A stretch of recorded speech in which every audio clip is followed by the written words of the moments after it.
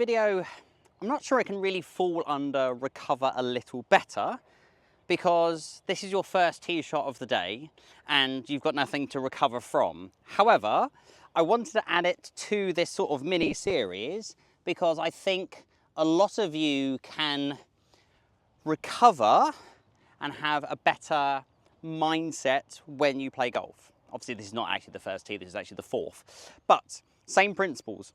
What I want you to make sure that you are doing when you are playing, you're friendly with your buddies, or you're playing in a club competition, or you're in front of a clubhouse and people are watching.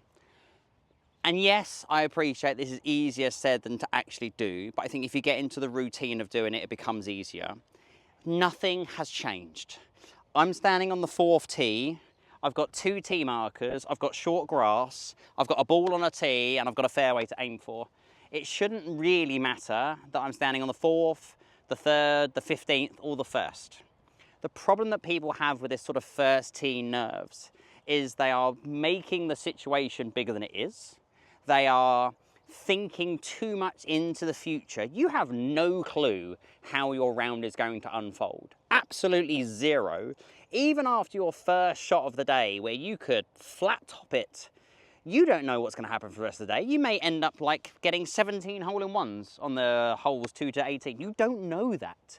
So I think a lot of times we build up so much anticipation, tension, adrenaline, pressure when we don't need to.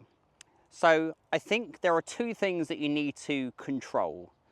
Your pre-shot routine, so it doesn't change. Doesn't matter if you're standing on the 15th tee or the 1st tee, you're doing the same thing.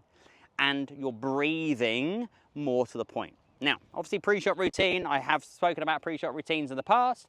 We need to make sure that we've picked a sensible target into the distance. And for this particular shot, I've got massive UAE flag over on the right, which is a bit too far right from this tee box. I've got like a fake palm tree, which is a telephone tower, and then I'm not sure you can see it, but there is a bunker slightly to the left of that on the right hand side of the fairway, and I've got the wind sort of encouraging but also going right to left. So for me, that's a pretty perfect target. I need to stand behind the golf ball and pick my intermediate target so I can see that straight line that I'm looking for. And then whatever your pre-shot routine needs to be, just do exactly the same thing. Now, sometimes I will stand here and I would do 2 practice swings, maybe working on a particular feel.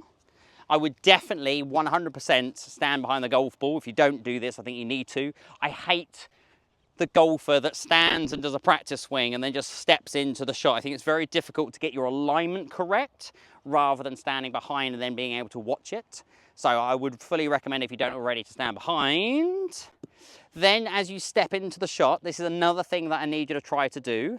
Try to forget everything that I've just said in any particular lesson that you've ever had with me, because you've got to go with what you've got. If you start thinking about X, Y, Z, shallowing, right-hand grip, transferring away, it's obviously making life harder. You need to visualize in your head a nice straight shot. I'm going to visualize that my ball is going to start straight at that bunker. It's going to go quite nice and high, and it's going to draw ever so slightly to the middle fairway. That is my visualization. I'm going to take all my swing thoughts out of the equation, and I'm going to picture that in my head as much as possible. Now, the breathing, I need you to breathe. If you feel that you are getting tight, if you feel that you're getting tense, breathe out. So if you're standing over the golf ball, and I'm not going to hit this quite yet, so if you're standing over the golf ball and you're getting really still, then you're going to get very, very tense. Firstly, definitely just continue moving. Like if I actually did my sort of pre-shot routine, you're going to see that I'm tapping my feet, I'm moving my feet around, I'm moving my bum a little bit, I wiggle. But we get ourselves set. But I'm constantly sort of moving. I'm not standing rigid. That's going to develop tension. If I was nervous over a shot, just before I start to pull the trigger, just a little exhale of breath, it's just going to help me to release that tension, and then I can let it flow. So, I suppose the key points from this, the first tee and the 14th tee are no different. Stop making it a bigger situation than it needs to be. You're putting extra pressure on yourself because you are thinking about the future and not worrying about this one particular shot. And you need to make sure that your pre-shot routine is consistent, There needs to be some visualization, standing behind the golf ball. This is one thing I would love everyone to do. The amount of practice swings that you do, whether it's no practice swings or 5 practice swings, that isn't really, I don't really care. However, 5 seems a bit extreme. And then if you feel that you are getting tense, keep moving the feet in the pressure. Breathe out if need be. And now just watch me balm this one straight at that bunker with a little bit of draw.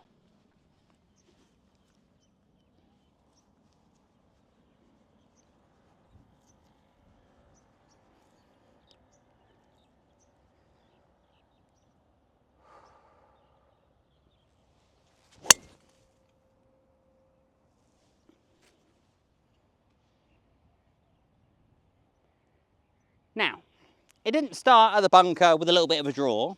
It started slightly left of my intended target, but it was balmed.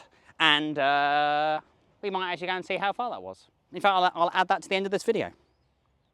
Now, I'm really pleased that I was like, oh, let's go and see how far my drive has gone.